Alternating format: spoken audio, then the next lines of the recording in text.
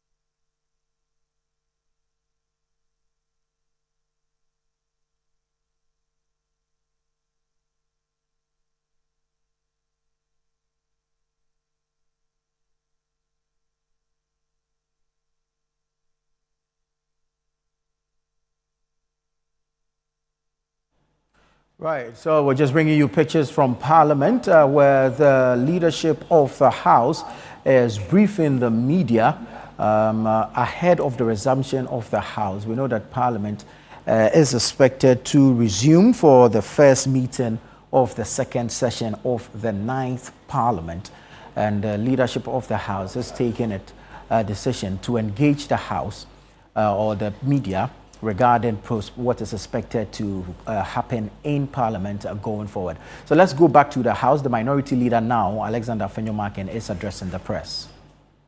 But what we saw was that people were even recruited as far back as 2017 were all sacked. And our motion to get the matter investigated by Parliament is still hanging in the balance. We pray that we're able to get Mr. Speaker's audience to fully hear us, so that a body is set up to look into that matter. Cost of living and inflation. Yes, we've been told that inflation has dropped sharply. But many families are still not feeling that real relief, because if you take electricity tariffs, government so far has increased electricity tariffs up to 27%. It is huge cost to the ordinary Ghanaian. And whereas they took away the e-levy, they introduced the Dumsor levy, meaning that every liter of petrol you buy, you pay 1 Ghana cedi. So more Ghanaians are being burdened more than the e-levy that they came to repeal. So again, there isn't much relief. Ghanaians are being burdened the more. I've spoken about the unemployment situation, but let me give you the real numbers. The report is that we have some 34.4 youth unemployment rate, and this is very unacceptable. The question is, where are the jobs, given all the promises? While the NDC was quick to roll out programs on paper, we hear a Jumawura National Apprenticeship Program and Kokon Kete. Well, they are paper promises, but in reality, what are the tangible outcomes? Even if any existed, they are scanty, and this is their year 2. The honeymoon is over. They have cancelled the 1D, 1F. In its place, there is no alternative policy program for the private sector. I've not heard the Minister of Trade and Industry announcing a major private sector initiative to create economic growth. Zero. Yet they have cancelled the 1D, 1F.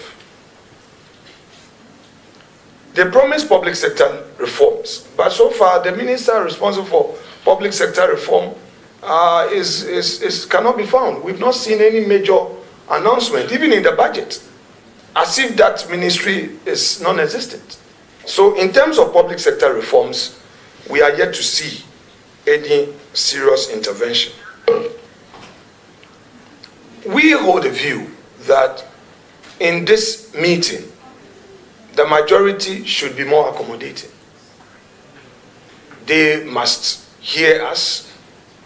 They must allow the minority to do more advocacy.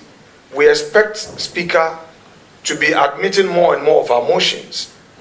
Last year, we went through a lot of frustrations. You file a motion, decline. And sometimes it comes in at a late hour, 11th hour.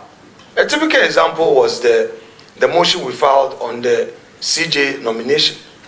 We filed it on time, and we wanted to advocate our issues on the House floor over 2 weeks. It was midnight of the Friday preceding the Monday where we were going to do the vetting that the clerk communicated that our motion has been rejected. I mean, that was quite frustrating. And you know, when we tried to deal with our issue at the vetting, the majority leader decided to use a tactics of point of order to keep us struggling. But it's all part of politics. He has his strategy. We must also have our strategy. But we think that the essence of this parliamentary politics is to give every party stakeholder the opportunity. So we look forward to much more engagement on that field. To conclude, I would say that the minority has not been obstructive. We've been largely cooperative. If you look at last year, the ministerial nominees, only 2 or 3 were voted on. But almost all of them, we took them by consensus. And in fact, we approved them on record time because we took a view that we don't have to allow the ministry for civil servants to operate. Government needed to have the ministers to take responsibility. So we set a record time approval for them, which has never happened in our Fourth Republic. Again, if you look at most of the bills that came through regular channels, we cooperated with them through winnowing, through amendment on the floor to take them by consensus. Government programs that came, we raised our critical issues, but we were not obstructive. We understand the fact that governance must have a seamless, space, but at the same time, we must not yield to our duty to scrutinize. I have been a majority leader before, and I know how difficult it is to run government business on the House floor. So I'll be the last person to deliberately frustrate government business. That notwithstanding, I have a duty also to democracy to hold the government to account. And that has been our work. It's not everybody will be happy with us, but we leave our records for history to judge. Thank you very much indeed. And sorry, I have to rush out because my colleagues have already taken the lead to the flag bearers' residence. Leader, thank you for indulging me. But don't throw many more low blows in my absence. I know you were a gentleman. You won't take advantage of my absence to hit me hard. At least just respond.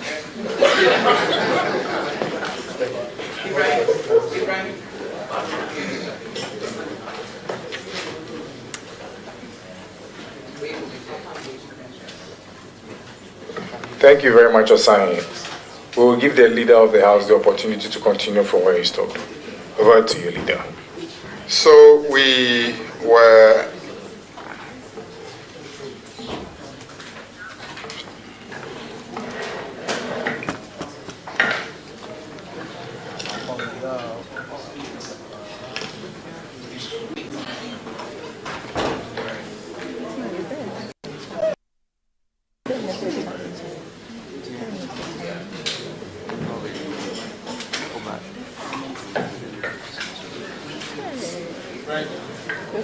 Can I continue? Okay, so we want to thank the Honorable Minority Leader for his brief comments. We appreciate that he has to be absent. His presence would have enriched the discussions, but unfortunately he has to leave. So we're on bills. Minister of Education intends to bring an amendment to the education regulatory bodies, and then also they intend to bring a new bill for the Ghana Book Development Council. And I already mentioned the University of Engineering and then Agricultural Science in Bonsu. And an amendment to College of Education Act. If you recall, we transformed those colleges to universities. So there will be an amendment to cater for that. And then the Chartered Institute of Procurement and Supply Ghana bill will be brought. And then there will be a bill to establish the Center for Distance Learning and Open Schooling, which is CENLOS. And he will bring some regulations to govern the activities of National Teaching Council, and then the National Council for Curriculum and Assessment, National School Inspectorate Authority, and the Ghana Tertiary Education Commission. They all need some regulations passed, and the minister has indicated that this meeting he will bring those regulations. The Minister for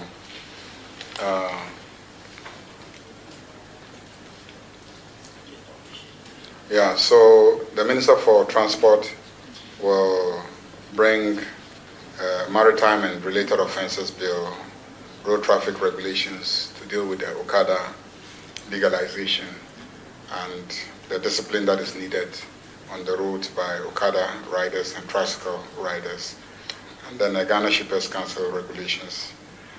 And we are changing the name of our airport from Kotoka International Airport to Accra International Airport. So a bill will be brought by the Minister for Transport for the name of the airport to be changed from Kotoka International Airport to Accra International Airport. So the Accra International Airport bill will also come, and then they will ask us to approve some international bilateral agreements and multilateral agreements for them. And Minister of Interior will continue to have the Security and Intelligence Agencies Bill considered by Parliament. And then a new Community Service Bill.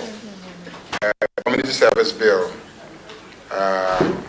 will be dealt with this meeting. The whole idea is to, provide for alternative sentencing so that for every trivial offense, one does not have to go and be lying in Sawam and congesting our prisons and be fed for doing nothing. So you can provide community service instead of being sent to Sawam. So we need to have that.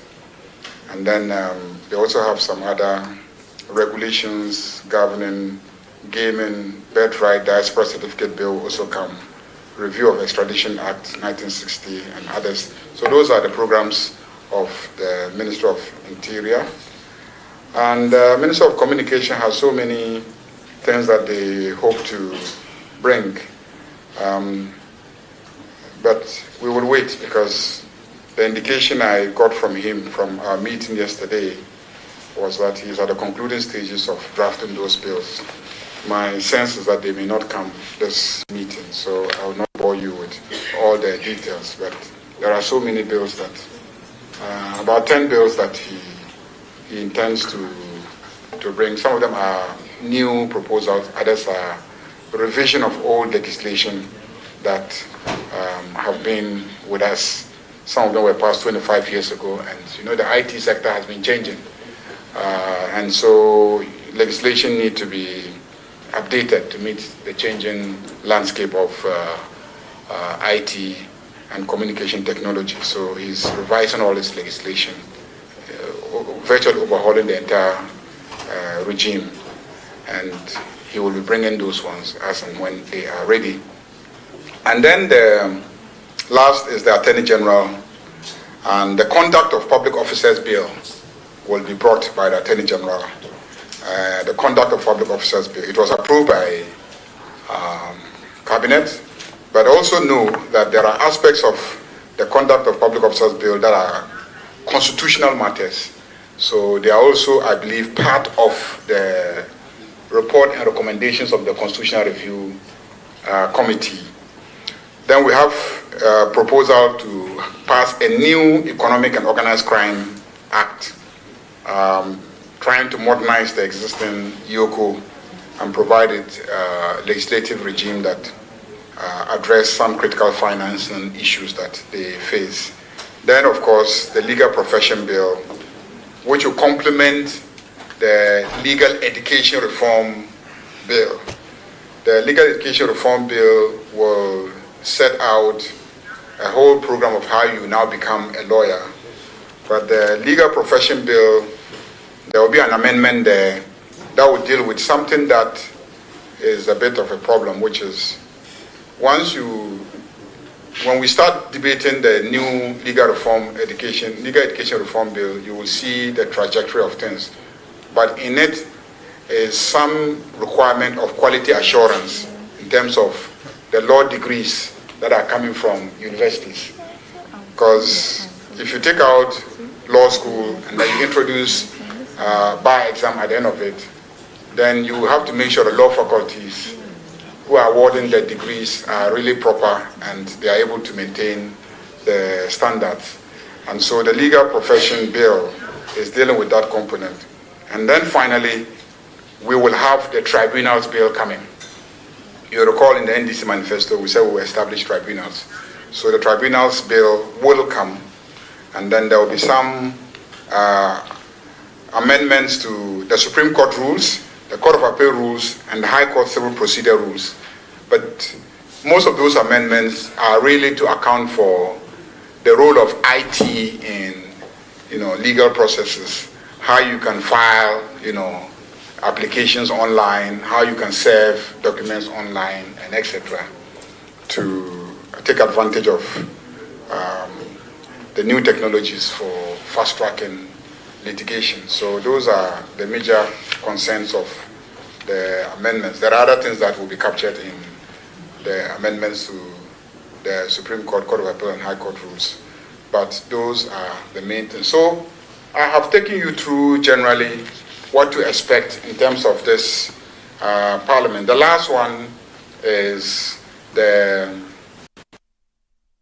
Economy Authority Bill, which is ready. Even, I think, late. It was late in the last meeting, and so we will take it this time. And so that responds to what my colleague raised about the 24-hour economy and the absence of some clarity as to what it is. But 24-hour economy is not a complicated matter. It just means that we want to create a situation where our economy works 24 hours. It doesn't work from 8 a.m. to 5 p.m. and then we all close and then we go home. How can we work 24 hours? One, you need to invest in security to make sure that shops are able to open at night, restaurants, can stay as late as possible. Fuel stations can operate 24 hours instead of closing at 9 or 10 p.m. for fear of security. And factories can function, 24 hours. And services can be provided 24 hours, like we're already doing at the port. How can you make sure that, at night when people are sleeping, the port can be busy and the trucks can be moving out with the goods, so that during the daytime when we ordinary people want to use the streets, trucks are not also struggling to evacuate goods from the ports. And basically, at night when people are sleeping, the port can be busy.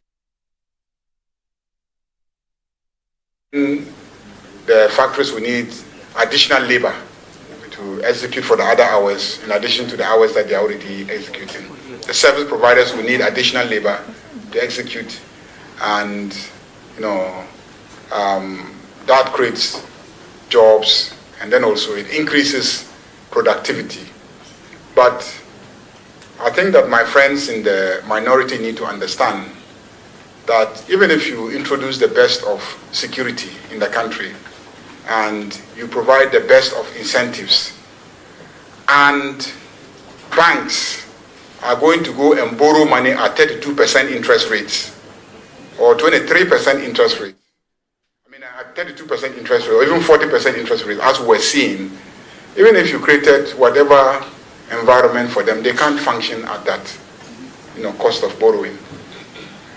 If they have to exchange dollar at a certain rate to go and then buy inputs for production, when they produce, very few people can afford. If inflation is galloping and then people cannot afford, no matter what kind of economy you create, it won't just work. So inputs for production, when they produce, very few people can afford.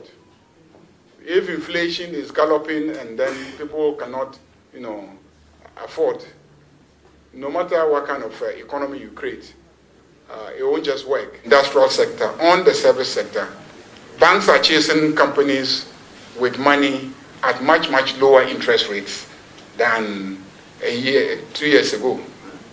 And everybody knows that. Interest rates have come down, exchange rate has come down, the CD has appreciated in value, inflation has come down significantly, utilities are stabilizing, and the services are also relatively consistent.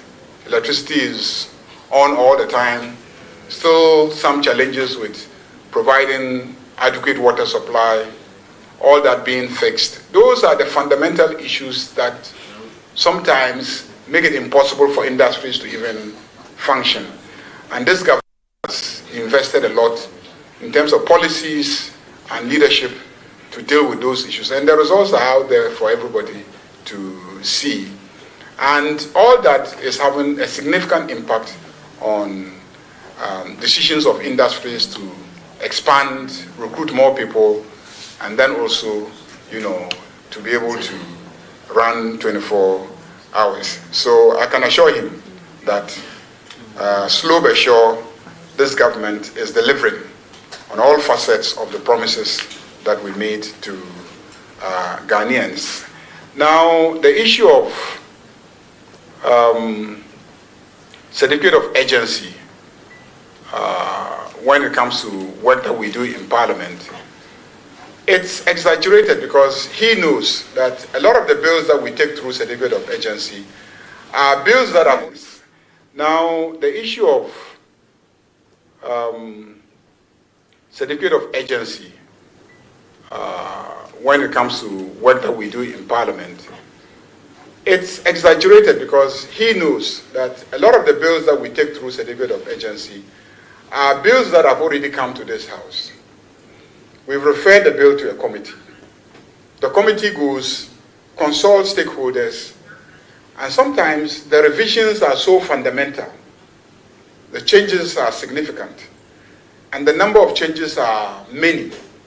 And when that happens, normally the committee chair will come and ask for leave from us so that the minister will take the bill back, go and incorporate all the changes that the MPs have made at committee stage, and then bring back a new bill capturing what has already been incorporated by the MPs. Now, when those bills come, we deem it unnecessary to go through the entire process again because it's come before us. We've looked at it. We've recommended a change 1, 2, 3, 4, 5. The changes are so many that we don't want to spend all the time on the floor doing it. So just go and change it and bring it back to us. So when those bills come, we then ask for leave to withdraw the old bill and then replace it with the revised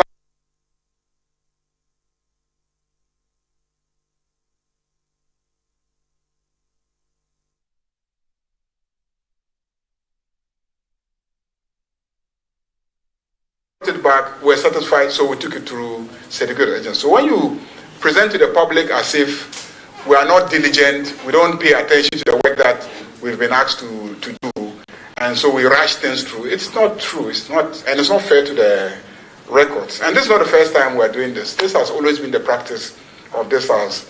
I put out a press statement, and I pointed to not less than 52 or 56 bills that were passed under certificate of agency when he was leader.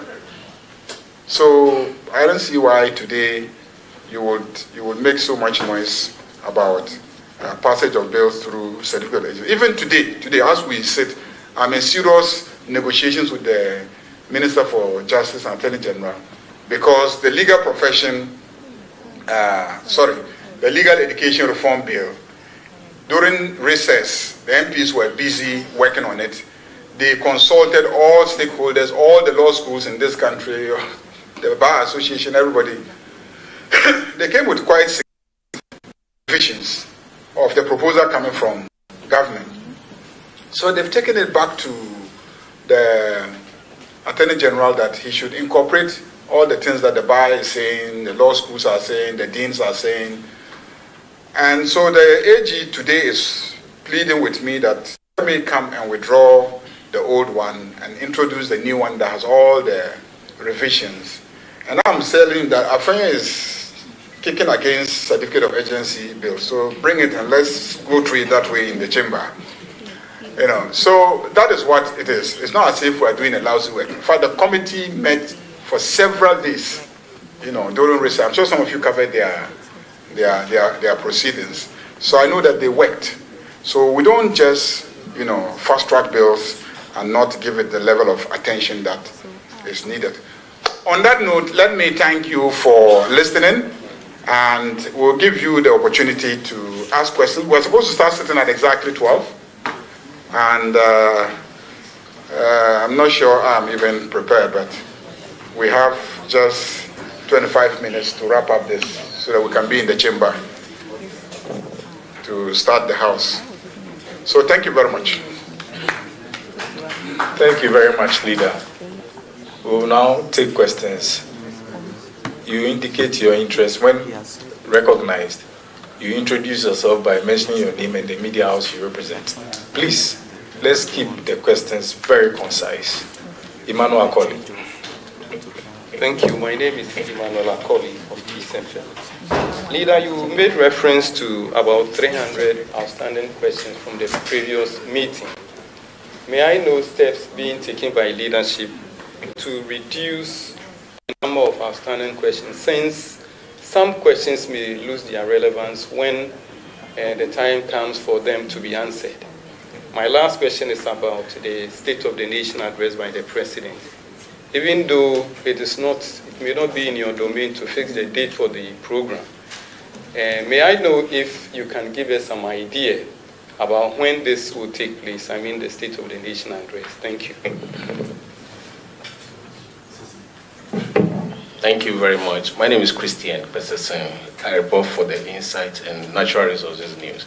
Leader, you so eloquently spoke about the 24-hour economy.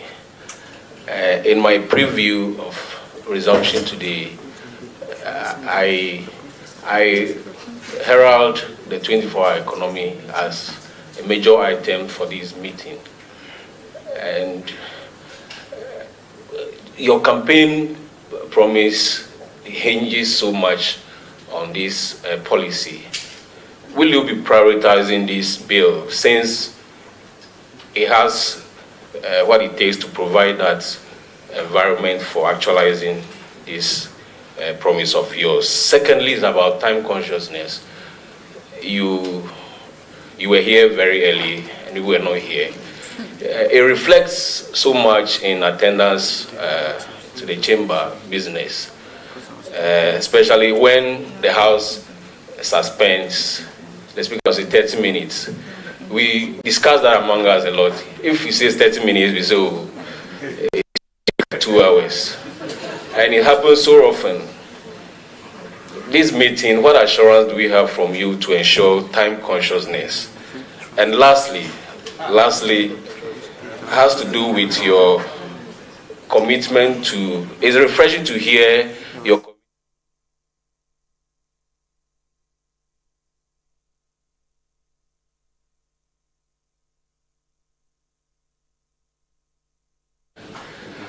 2022-2023 report for PIAC featured so much on the other paper, and it never got taken to the if Parliament was dissolved.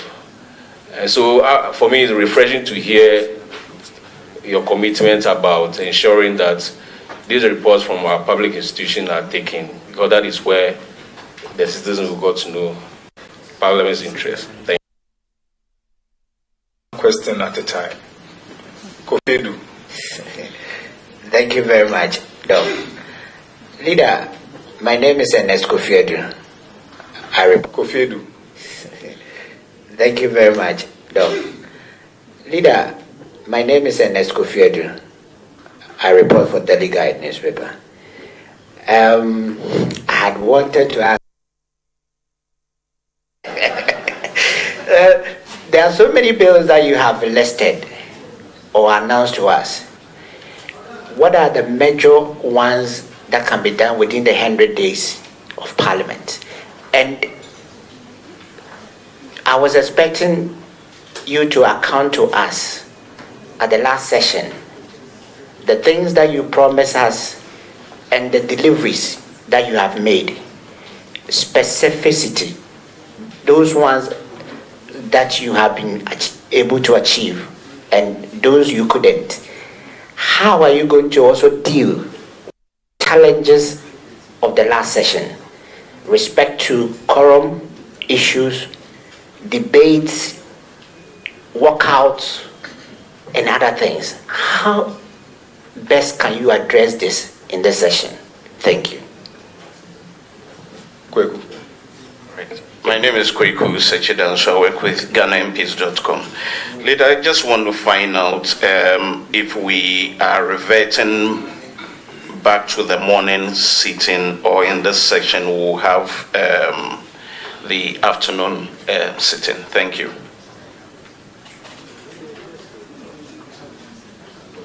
Aveji. After that, we will give the leader opportunity to respond, then we'll go to the next.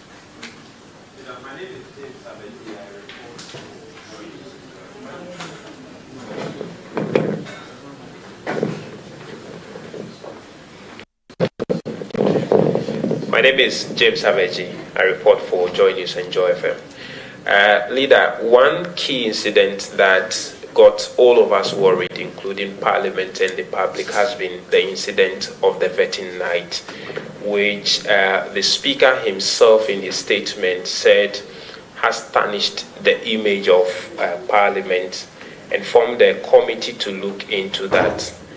Leader, I want to know, that report we know is ready. Would it be brought to the floor? What decision will be taken? And do we have the assurance that that will be done in this session? Thank you. Leader, please. I'll be very, very straight. 300 outstanding questions. This morning's business committee meeting, as leaders, we thought through how to expedite action on that. We'll have a meeting with the ministers, and then we will figure out with the ministers how we can get them to be available to answer those questions. And then also we want to have an understanding among ourselves about follow-up questions supplementary questions. Those are usually the problem. Somebody comes to ask a question, and then everybody has a supplementary question. So you take one question, and then you use 1 hour to ask one question and answer it, and that will waste time. So if we can agree among ourselves that, we can't spend beyond 2 minutes, 3 minutes on any question. Most of the time, you will notice that the answer has already been provided in writing. So the media can pick it up from there, and then your constituents can also pick it up from there. And we give the questioner, the MP, an opportunity to ask it orally. The minister should just give basic highlights of the answer. The other thing that we can do is to also restrict ministers to how much space you can use to answer a question. Because sometimes you ask a minister a question and he will use 5 pages to answer the question. 3 pages are background.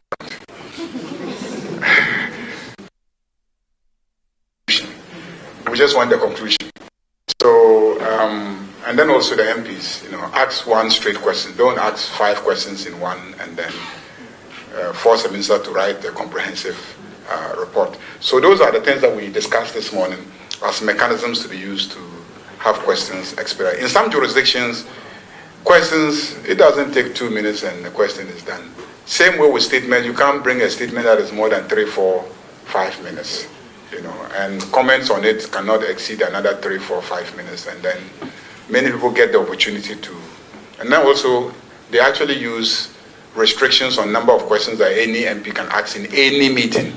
So this meeting, you have only 2 questions, so choose 2 of the most critical questions in your constituency and ask. You can't come every morning that you're asking a question, because that also drags ministerial time. They have to leave the work in the ministry and every day be queuing to answer questions, and that's an issue. So now I can't tell you when. It depends on the president and his team and when they are ready. But we are here, so when they are ready, we are ready. 24-hour economy, definitely we are going to prioritize it. Time consciousness, I will push for all of us to be time conscious. Suspensions, and when we resume, that one is speaker's matter. I cannot sit here and authoritatively tell you that, when speaker says 5 minutes, it will be 5 minutes. I'll be sitting there at the 5 minutes time, but whether he will come back 5 minutes depends on why he went on the suspension. Yes, we'll take the reports and then make sure that reports don't stay expire, with the Parliament. In fact, I am insisting, and this morning, and Clark was here, I insisted that, committee chairpersons must. And so we're going to forcefully schedule committee chairpersons, and they must come and take their reports on those days. Otherwise, sanctions will be implemented. And we made that very clear at business committee meeting today. 100 days, what can we do? If we are serious, we can do a lot of these things within 100 days. But we don't have 100 days, we have 8 weeks. I'm not sure 8 weeks it gives us 100 days, because we only have four sitting days in a week. So multiply the 4 by 8, and that gives you the number of days. So we don't have 100 days. But I believe that if we work as planned, some of the things that I've mentioned to you are actually not bills that are before us in this house. I just indicate, I said the minister plans to bring that. The bills that are actually before us are few. And if we really work at it, we should be able to deal with all of them. We want to avoid this practice where ministers wait till last minute, then they bring us bill, and then we force you to sit till midnight, till early hours of the morning, trying to pass the bill for them, because they'll come and say, oh, this is an IMF conditionality, that one is an international agreement, and there's a deadline for all countries to meet it, and all that. Vetting committee, sitting times, it will remain afternoons until Speaker says otherwise. So Speaker hasn't said otherwise, so my assumption is that we are continuing to sit in the afternoons. Then the vetting committee report. Yes, the committee report, I believe, is ready, and I believe that Speaker will look at it, and then we will get some indication what to do about it. I agree with you that it's a matter that dents the image of Parliament, and Parliament must seem to also be accountable in terms of its conduct. So I have no doubt that in due course, Speaker will give some direction on taking that particular report. Otherwise, I think I've answered all your questions.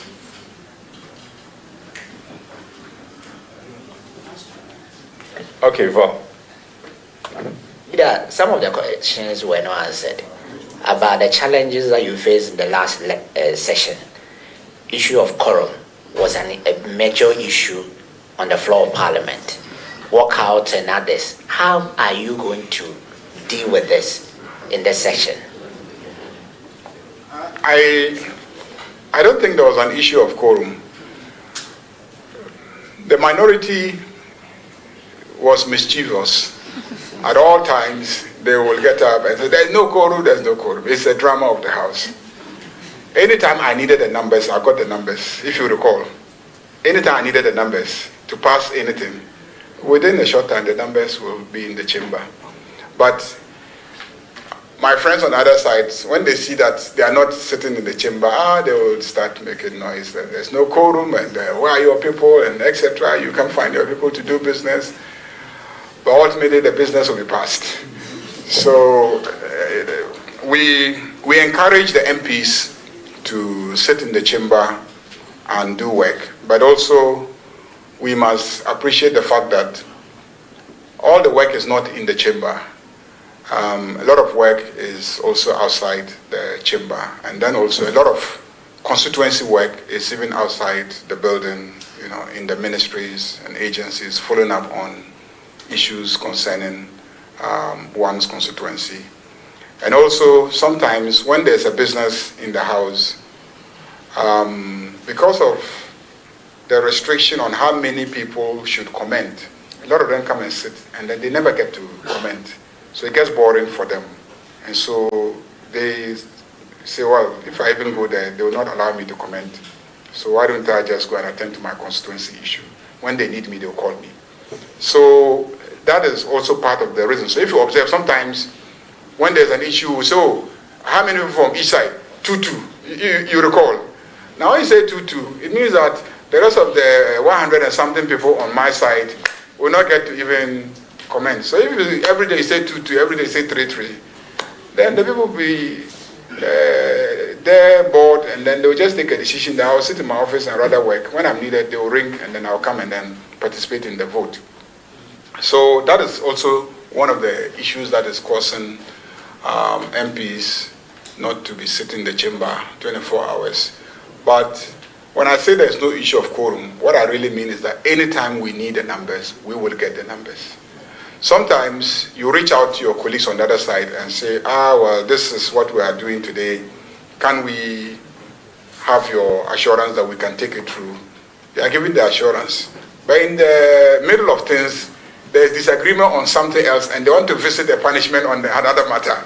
And so they start raising quorum, even though you agreed among yourselves that on this issue we can pass it.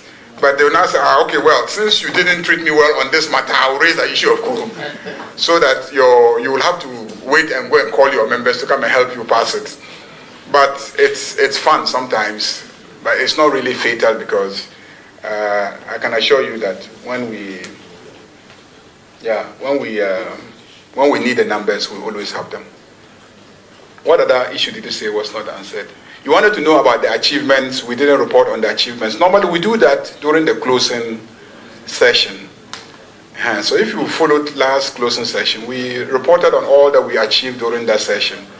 So for these briefings, we were forward-looking, what we will do. Then the day we are rising, we deliver a statement, and then we summarize everything that we succeeded in doing that session. So if you take the Hansard for that day, you will see the achievements of the last meeting. Thank you very much, Leader. We take the last set of 5. Valencia. I think the leader has already answered my question. Mine was also about the attendance. MPs coming into the chamber, because I remember, anytime you come to Parliament or you come to the chamber, you see a handful of MPs in the chamber, and it doesn't really look good when our cameramen zoom out the chamber and you see just you can even count them, about 20, 15 MPs. And I can't remember, I did a story on that.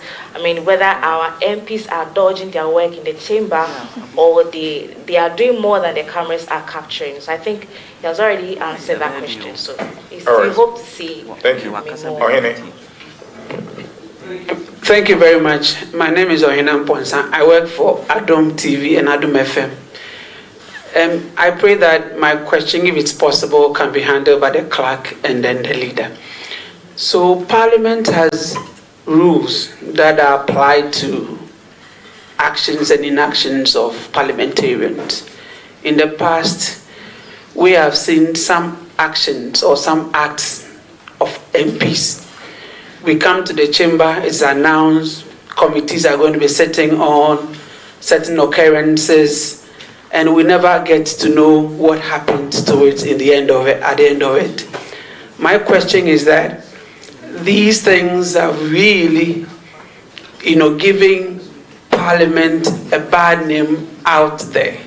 Practically, what is the House doing in making sure that if the leader of government business falls foul of the law is applied, or the rules are applied to him, so that people outside, Ghanaians, will see that indeed.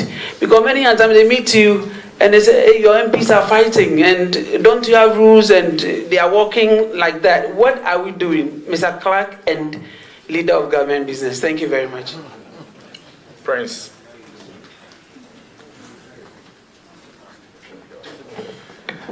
Thank you. My name is Prince Alba, UTV. Leader, this application I believe you granted for the clerk to answer this question for me. When you read Article 106 of the 1992 Constitution, that deals with the issue of certificate of agency.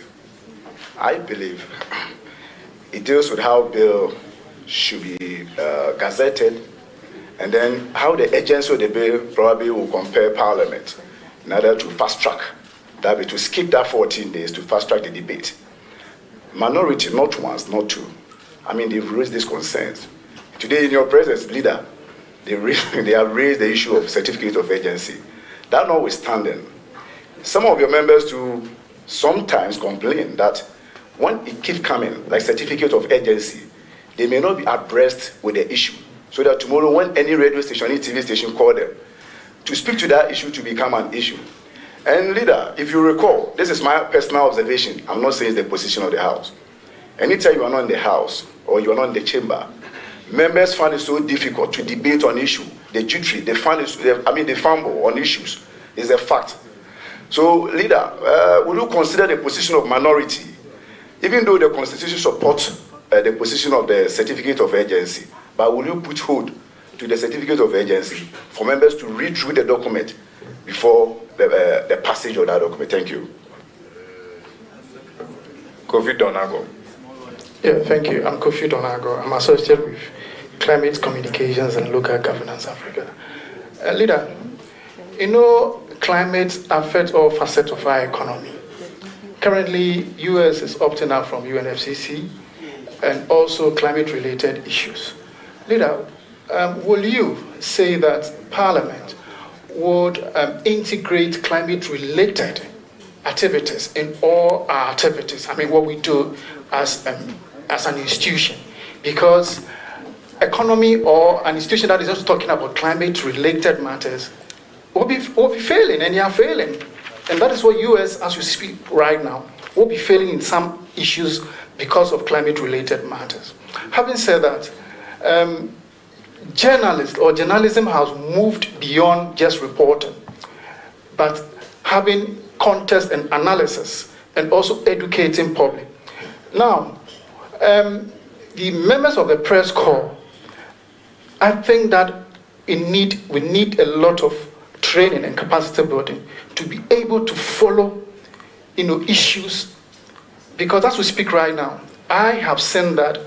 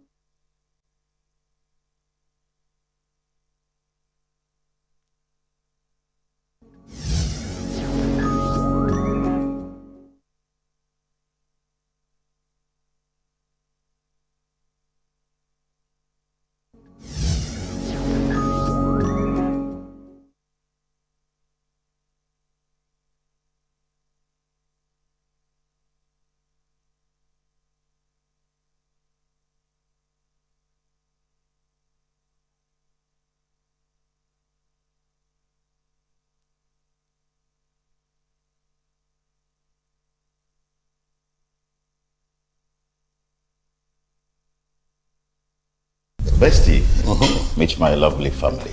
I mean, we can do that whilst I'm seated and eating. Let me pray on the food before we eat. He will be here for days, and I only find out at a family dinner on the day that he arrives. Morning, family. Everything in the kitchen is actually gone. You know, in the UK, I work like a donkey, but here, I eat like a monkey. My noodles just vanished like a spirit had branch. He finished my slightly burnt oil rice. Half a crate of eggs cannot just poof, disappear. Good morning, all. Lisa, have you by any chance gone to the kitchen? Madam, unless the kitchen works to me my sleep, we are there in the kitchen. If I die, won't you serve food at my funeral?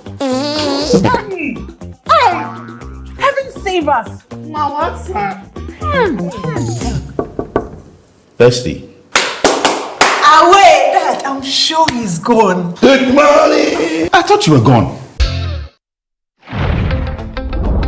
The Blanksing family is here. The vibe is too much.